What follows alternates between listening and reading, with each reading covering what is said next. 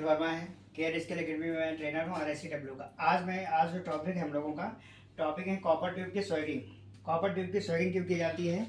जब दो same diameter की कॉपर ट्यूब्स होंगे उनको आपस में जब जोड़ना रहेगा तो उसके लिए स्वेगिंग प्रोसेस की जाती है ना। स्वेगिंग प्रोसेस के लिए हमें जो रिक्वायर्ड टूल्स चाहिए होंगे वो क्या होगा, इसे आप देखेंगे, इसे कहा जाता है स्वेगिंग टूल्स, है ना। इससे क्या है, किसी भी कॉपर ट्यूब के डायमीटर को बढ़ाया जाएगा, व्यास को बढ़ाएंगे।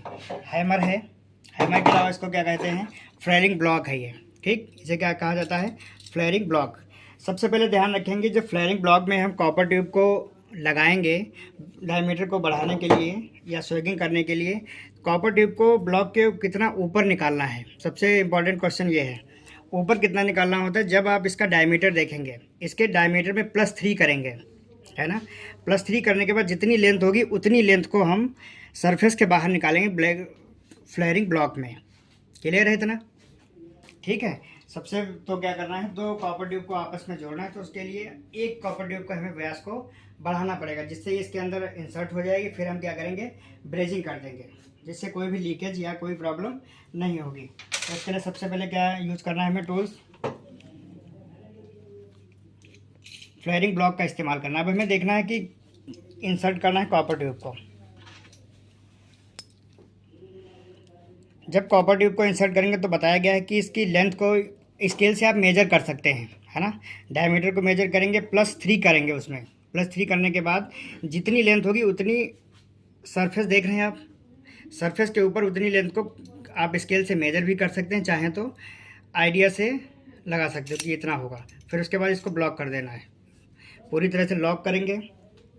लॉक करने के बाद क्या है, आप स्वेगिंग टूल का इस्तेमाल करेंगे। स्वेगिंग टूल का इस्तेमाल करने इस तरह से करेंगे, हैमर से इसके ऊपर प्रहार करेंगे, फिर इसका डायमीटर धीरे धीरे बढ़ेगा, ठीक। इसको हैंड टाइट करना है पूरी तरह से। किसी भी टूल की सहायता से इसको टाइट नहीं करेंगे, क्योंकि इसके जो विंग नट हैं ये टूट सकते हैं, है ना, अत्यधिक ताकत लगाने से।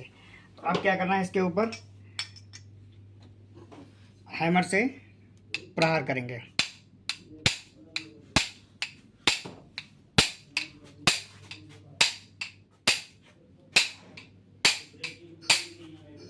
ठीक है, इस तरह से। और थोड़ा चाहिए, अभी देखो थोड़ा कुछ कम है।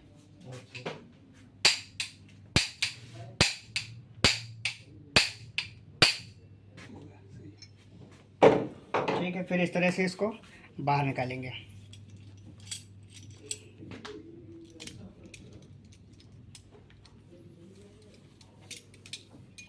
ठीक है, कुछ हल्का मुड़ गया क्योंकि जो वो लग रहा था वो सही नहीं हुआ। फिर इस तरह से इसको जोड़ देंगे। देखिए अब क्या है, दोनों कॉपर ट्यूब को आपस में आसानी से इंसर्ट कर सकते हैं, ठीक है। अब अगला प्रोसेस क्या होगा, ब्रेजिंग करेंगे। ब्रेजिंग करने से क्या है, इसका जो भी एरिया है वो पूरी तरह से फिल हो जाएगा, ठीक है। फिल होने से क्या है, कोई भी किसी भी प्रकार की लीकेज नहीं रहेगी। तो ब्रेजिंग प्रोसेस करने के लिए क्या है, ब्रेजिंग टॉर्च होनी चाहिए हमारे पास, इस तरह से, है ना। ब्यूटेन गैस का इस्तेमाल करेंगे। इसको ऑन करेंगे। ऑन करने का फिर प्रोसेस क्या है अगला, नेक्स्ट, इसको इस तरह से पकड़ेंगे।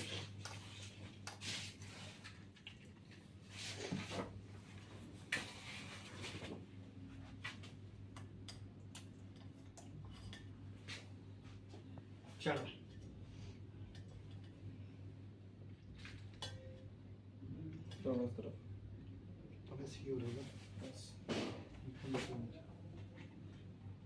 और टाइट है ये।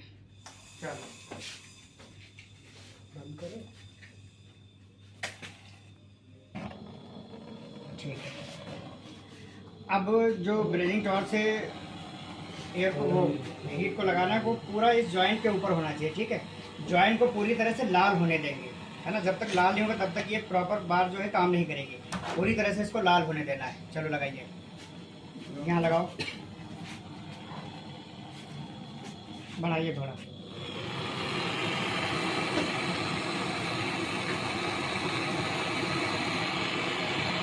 सर हाथ पे गिर सकता है, ऐसे खड़ा रखिएगा तो। नहीं, वो कर लेंगे बाद में हम। थोड़ा इतना लगाना ही नहीं कि वो नीचे गिरे, है ना, इसका भी ध्यान रखना है।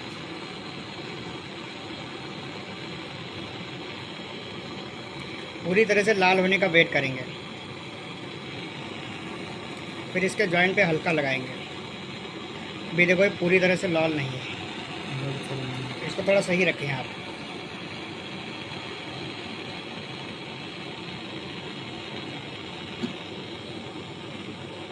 ठीक है, जैसे ये थोड़ा गर्म करिए।